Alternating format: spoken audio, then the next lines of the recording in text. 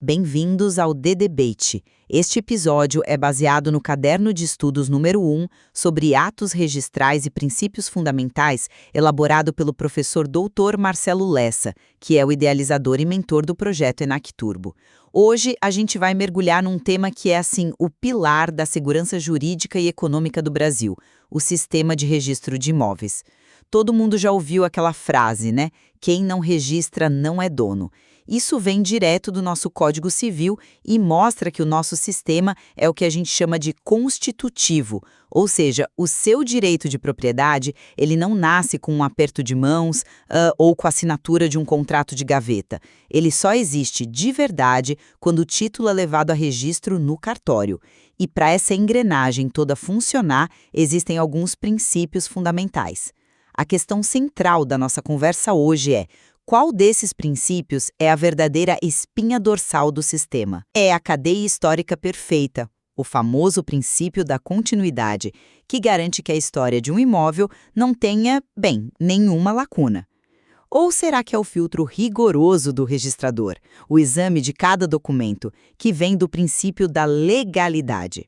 Eu vou defender que sem a continuidade todo o resto desmorona. Eu vou argumentar que a continuidade é, na verdade, só uma peça de um motor muito maior e que o verdadeiro guardião do sistema é a qualificação registral, que é a aplicação ativa, do princípio da legalidade. O princípio da continuidade, que está lá nos artigos 195 e 237 da Lei de Registros Públicos, é a alma do negócio. O que ele significa na prática? Bom, pense na matrícula de um imóvel como se fosse, o histórico de um carro. Para vender esse carro, o nome no documento tem que ser o seu. No registro de imóveis, a lógica é idêntica. Só quem consta lá na matrícula como dono é que pode vender, hipotecar ou fazer qualquer outra coisa com aquele bem. A lei exige essa corrente ininterrupta, esse elo lógico, por uma razão muito simples: impedir que alguém venda o que não é seu.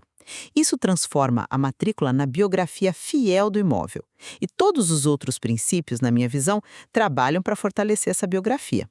O material do professor Lessa nos dá um exemplo clássico. Um herdeiro recebe um apartamento do pai. Ele quer vender logo, mas não pode. Por quê? O nome dele apareça na matrícula como novo proprietário. Só então ele pode vender.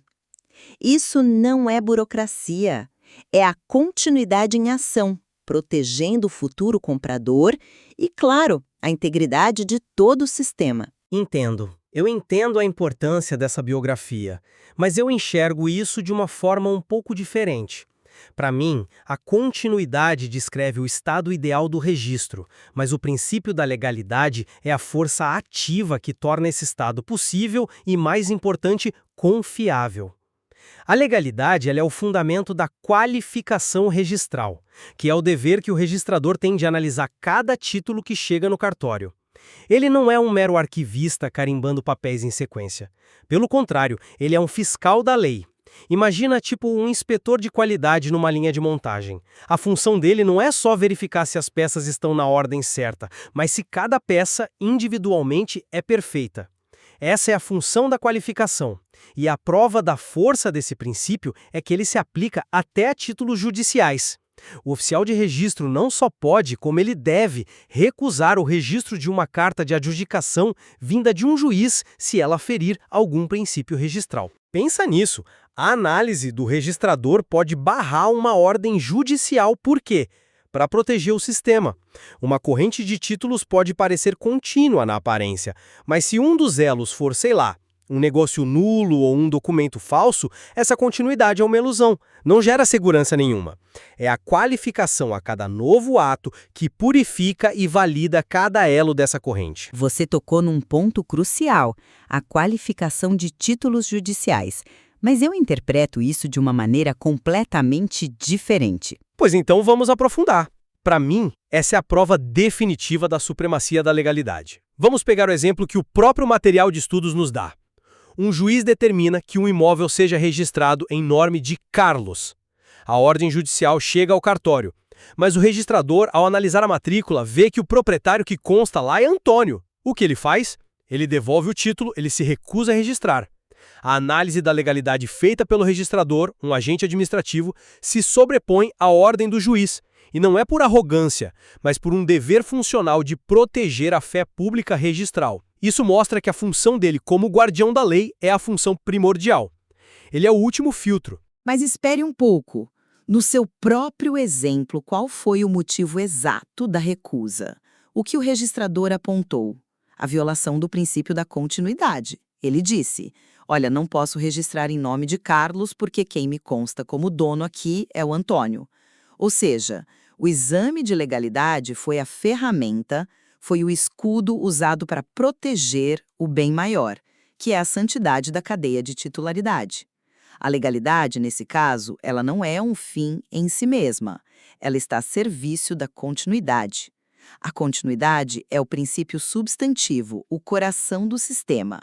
A legalidade é o princípio adjetivo, digamos processual, que garante que o coração continue batendo corretamente. A qualificação existe para que a continuidade não seja violada. Mas aí você está reduzindo a legalidade a uma mera serva da continuidade, e ela é muito mais do que isso. Ela é a estrutura que engloba tudo. A qualificação não é só checar se o nome de quem vende é o que está na matrícula.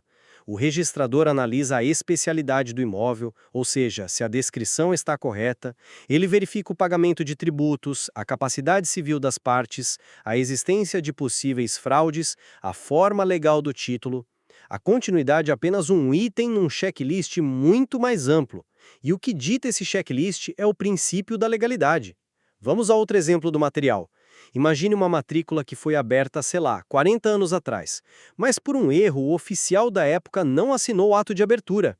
Aquele ato é juridicamente inexistente. Temos ali uma cadeia de 40 anos de registros que parece perfeita, contínua, mas que está toda construída sobre uma base podre, sobre um nada jurídico. Qual é a causa raiz do problema? Não é a corrente que se quebrou. É que o primeiro elo nunca foi forjado de acordo com a lei. A falha é na legalidade, na origem de tudo. É um ponto interessante, mas veja como até nesse caso o resultado prático é a quebra da narrativa histórica.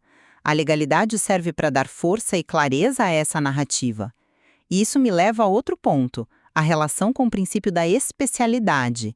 A especialidade exige a descrição perfeita do imóvel e a identificação clara das pessoas envolvidas.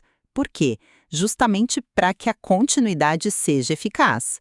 Como eu posso ter certeza de que o lote 10 da quadra B que o João está vendendo é o mesmo que a Maria comprou há 20 anos se a descrição por vaga? A qualificação verifica a especialidade para garantir que a continuidade não seja ambígua. O objetivo final é sempre a clareza da história da propriedade. A legalidade é o instrumento que afia a lente com que a gente lê essa história. Mas eu te pergunto, de que adianta uma história clara e bem escrita se ela for uma obra de ficção? E se essa história for baseada num título falso? Ou num negócio jurídico celebrado por alguém coagido? A continuidade por si só não detecta isso, ela só se preocupa com a sequência dos nomes. A legalidade não, ela mergulha na substância de cada ato.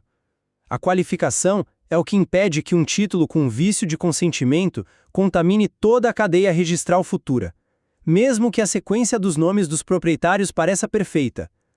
A legalidade é o controle de qualidade de cada elo.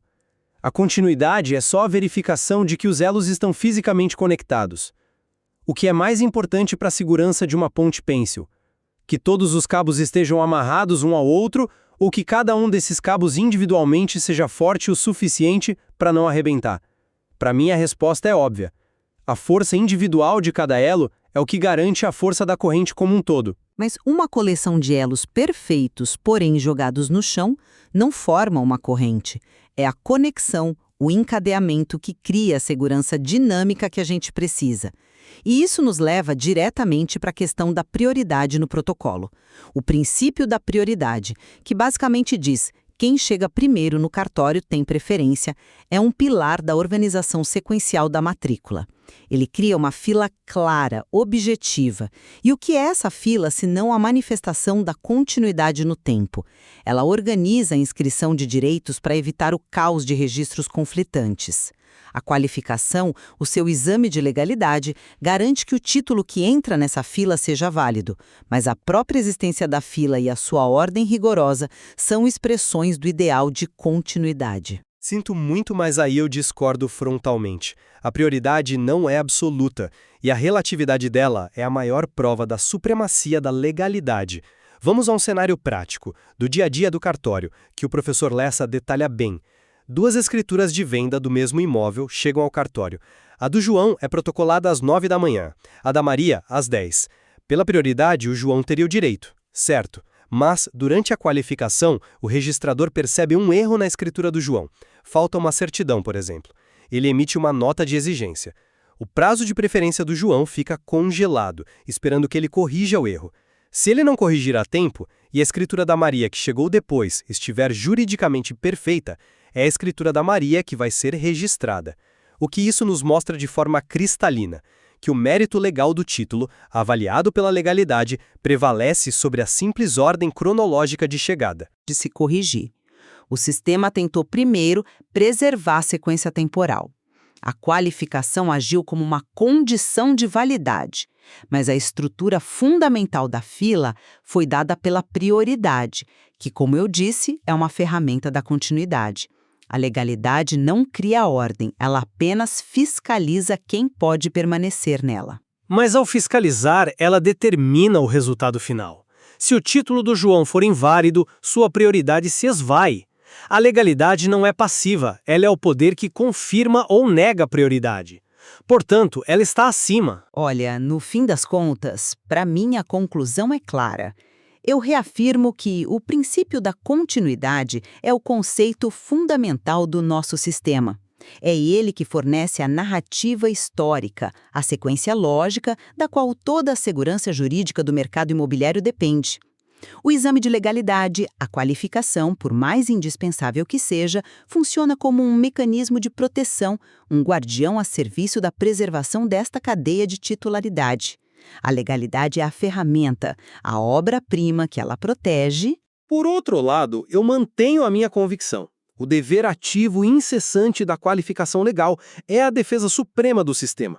Sem essa fiscalização rigorosa que examina cada documento à luz de todo o ordenamento jurídico, incluindo, mas não se limitando à continuidade, a própria cadeia estaria sempre vulnerável a erros, a vícios e a fraudes. A integridade de cada elo individual, garantida pela legalidade, é mais crítica para a força da corrente do que a mera conexão sequencial entre eles. O que essa nossa conversa revela, na verdade, é a profunda e, assim, inseparável interconexão entre esses princípios. A segurança do sistema não vem de uma única regra isolada. Ela nasce dessa tensão dinâmica, desse equilíbrio entre preservar a história e validar rigorosamente cada novo capítulo que se escreve. Exato. E o que esse debate realmente nos mostra é o dilema fundamental do direito imobiliário. O que priorizar? Uma história perfeita e ininterrupta, mesmo que ela possa carregar falhas do passado, como defende a continuidade, ou um portão de entrada rigoroso, um guardião que revalida cada passo, mesmo que isso torne o processo mais complexo, como exige a legalidade. Entender essa tensão é a chave para compreender não só a teoria, mas a prática do registro de imóveis no Brasil. E o material de referência sugere que há muito mais a explorar sobre como essa interação se manifesta no dia a dia. Podcast produzido a partir do conteúdo do projeto ENAC Turbo, sob autoria e orientação do professor Dr. Marcelo Lessa, todos os direitos reservados.